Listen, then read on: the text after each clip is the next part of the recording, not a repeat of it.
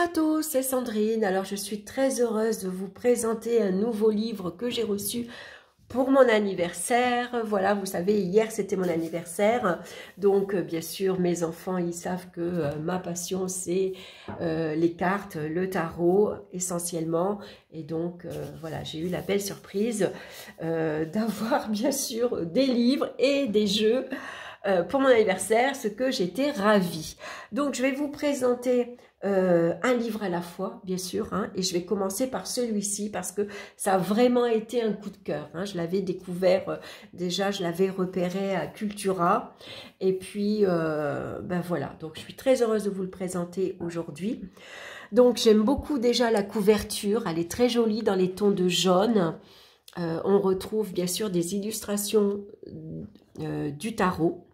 Donc c'est de Loa Strega. Alors moi je la suis sur Instagram. Vous tapez son nom et vous allez la retrouver. Hein. Donc c'est des méthodes, exercices d'introspection, rendez-vous avec les arcanes du tarot, 78 récits, 78 tirages. C'est un livre d'exercices pour découvrir, s'emparer et mémoriser toutes les cartes du tarot. Donc c'est aux éditions Bussière. Et il est au prix de 24,90 €, ce qui n'est pas excessif du tout. Alors, qui est Loa Strega, de son vrai nom Cecilia Di Quinzio, est à la fois journaliste et tarologue, diplômée d'un master de recherche en littérature et d'une école de journalisme. Elle exerce son métier depuis plus de 10 ans dans un magazine. Depuis que le tarot s'est révélé à elle, c'est avec une passion dévorante qu'elle en explore les arcanes au point de s'être professionnalisée au fil du temps. Se présentant comme tarologue psycholudique, elle considère le tarot comme un outil de développement personnel qui permet aussi de se divertir. Sa spécialité, créer des parcours introspectifs avec les cartes sous forme de jeu. Donc, rendez-vous avec les arcanes du tarot est une méthode unique pour s'emparer pleinement de toutes les lames du tarot en suivant 4 étapes clés. Donc, d'abord, la rencontre d'un récit immersif à travers lequel le lecteur rend visite à la lame, rentre chez elle dans son quotidien. Ensuite, l'identification. Le lecteur fait la connaissance de l'arcane, se connecte à lui et se le représente comme une personne réelle. Puis l'introspection.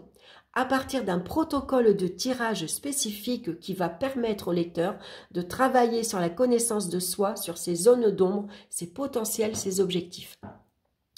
Et enfin, le journaling, étape fondamentale de l'apprentissage, qui va faire le lien entre la carte de tarot et son propre développement personnel. Véritable guide pour le débutant en tarot souhaitant découvrir cet outil, mais également parfait compagnon pour le tarophile plus expérimenté qui souhaite faire évoluer son regard sur les arcanes. Voilà, donc maintenant, vous voyez, c'est vraiment un livre qui convient très bien aux débutants comme à ceux qui connaissent déjà le tarot. Alors, on va aller à la découverte de cette petite pépite. Donc, on a bien sûr un sommaire avec ce qu'on va retrouver et puis une introduction. Alors, dans une perspective microscopique, le tarot contient l'histoire individuelle de chacun. Il est donc bien le révélateur et le miroir de l'âme. En s'aventurant dans les profondeurs des arcanes, l'étudiant part à la conquête de soi.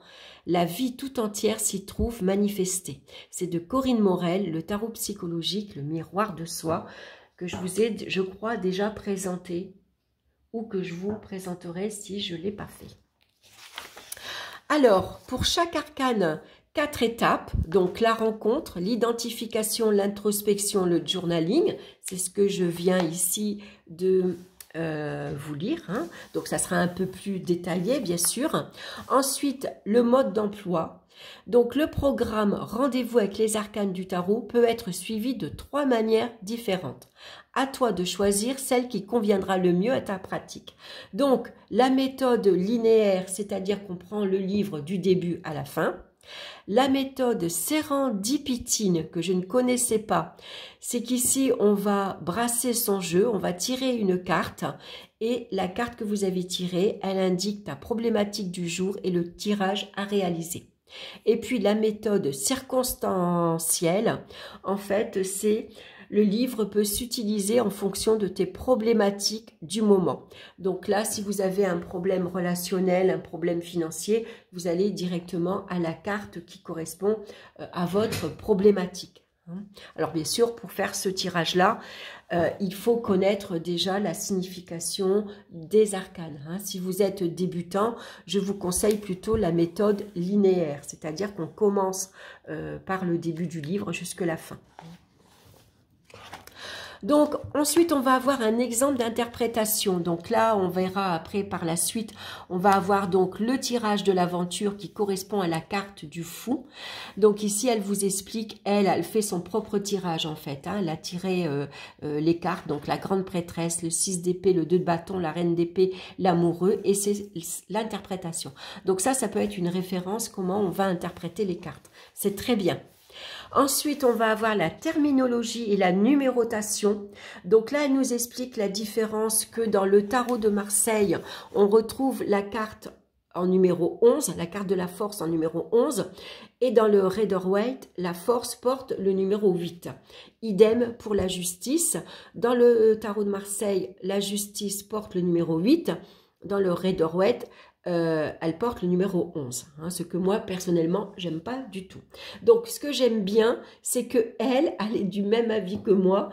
Elle a donc gardé, même si on va utiliser le Rider-Waite pour faire les exercices de ce tirage, enfin de ce livre, elle a malgré tout gardé la force en numéro 11 et la carte de la justice en numéro 8. Voilà, et elle vous explique le pourquoi, bien sûr. Ensuite, on va avoir le genre. Donc, le nom des arcanes majeures et des figures de cour possède un genre. C'est le magicien, voilà. Donc, elle vous explique quelles sont les cartes et le pourquoi. Donc, ensuite, on va partir à la découverte des arcanes majeures. Donc, on va commencer par le fou. Donc là, on a eu la représentation, bien sûr, du fou dans le Rider-Waite. On va avoir ses points forts. On va avoir ses points faibles. À quoi correspond le fou? Qui est le fou, en fait?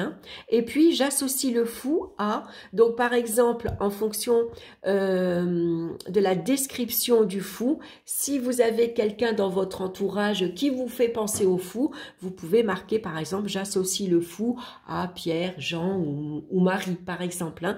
Mais comme ça vous permet de mieux comprendre la carte du fou, en fait, puisque vous allez l'identifier à une personne de votre entourage. Ça peut être les amis, la famille, comme un voisin ou les collègues de boulot, qu'importe. Donc ensuite, on va avoir le tirage de l'aventure. Donc on a la carte, on a le tirage ici, la position des 5 cartes et puis les questions. Donc par exemple, quelle nouvelle aventure se présente? Quels sont les risques? Si je me lance, quels seront les bénéfices? Comment saisir ce brin de folie qui pourrait tout déclencher? La recommandation du fou. Donc ça, c'est un tirage génial quand vous avez par exemple un projet, une idée. Et ça va vous permettre de voir un peu comment votre projet va se présenter, où vous mettez les pieds en tout cas. Donc je trouve ça super. Donc bien sûr, vous avez ici les questions. Donc on peut écrire en dessous. Alors c'est pas la peine de faire des romans en fonction des cartes. Il faut vraiment arriver à synthétiser votre réponse en une phrase courte. Aller à l'essentiel. Donc pour s'aider, on peut reprendre l'intitulé de la question. Par exemple, quelle nouvelle aventure se présente? La nouvelle aventure qui se présente pour moi est tatati tatata. Sinon, si vous voulez, vous prenez votre... Si vous ne voulez pas écrire sur le livre, voilà, bon, moi je ne vais peut-être pas écrire sur le livre, j'ai pas trop envie. Sinon, je le ferai au crayon gris. Sinon, vous pouvez créer votre propre journal à côté. Vous prenez un cahier, vous le décorez à votre image. Vous pouvez faire un genre de scrapbooking pour qu'il soit un peu plus coloré, un peu plus décoré. Et puis, vous recopiez. Vous pouvez photocopier la carte. Voilà, vous représentez tout ça, en fait. Et puis, vous pouvez écrire sur votre propre journal. C'est intéressant aussi. C'est vrai que c'est plaisant. Et puis, moi, ce que j'aime bien en faisant... en créant des nouveaux journaux, j'en ai plein. Je vais vous montrer par exemple un exemple. Alors moi je ne m'embête pas, vous savez que je vais à Action, j'achète des grands journaux, des grands cahiers, je les décore, donc vous voyez ici j'ai mis un joli papier, voilà, que j'ai collé, voilà, cahier de journaling, tarot 2023. Et puis j'avais trouvé aussi à Action, c'est des petits rubans à coller. Donc voilà, et puis à l'intérieur, voilà comment je l'ai décoré. Alors je fais un peu du scrapbooking, hein, je m'exerce, je m'entraîne. Je suis pas trop douée, mais j'aime bien parce que ça m'apaise. Et puis ça me permet de développer ma créativité. C'est un petit moment à moi que je prends. Ça me permet de, des fois, souffler quand on est un peu énervé, excité, agité. Ça permet de se calmer. Hein, donc voilà, je fais mes propres tirages, je colle mes cartes.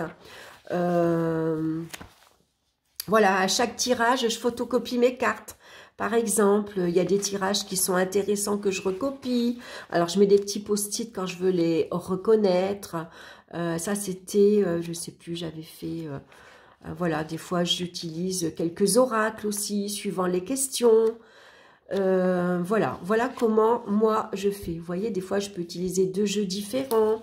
Donc, je mets la position ici de mon tirage. Et puis voilà. Alors, des fois, je fais du collage, des fois, j'en fais pas, hein, ça dépend. Mais voilà, j'aime beaucoup faire ça, donc vous pouvez faire de même ou alors écrire sur le livre. Donc, je reviens au bouquin.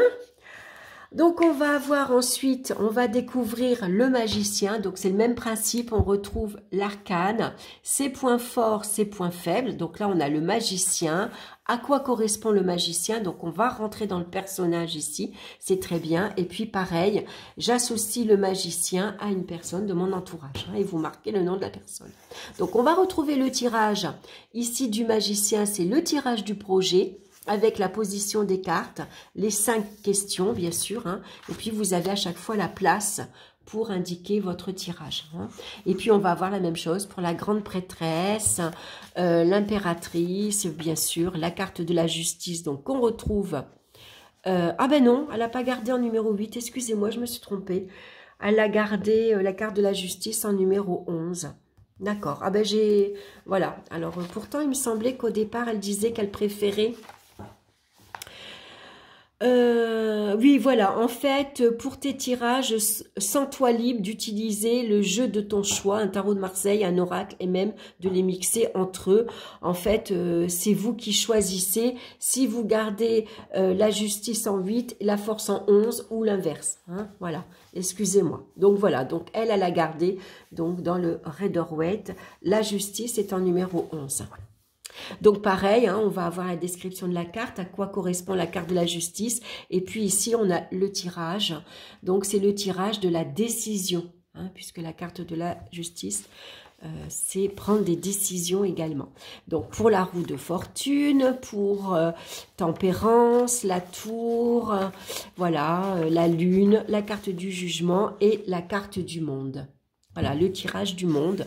Donc c'est le tirage de la réalisation. Ensuite, on va passer aux arcanes mineurs.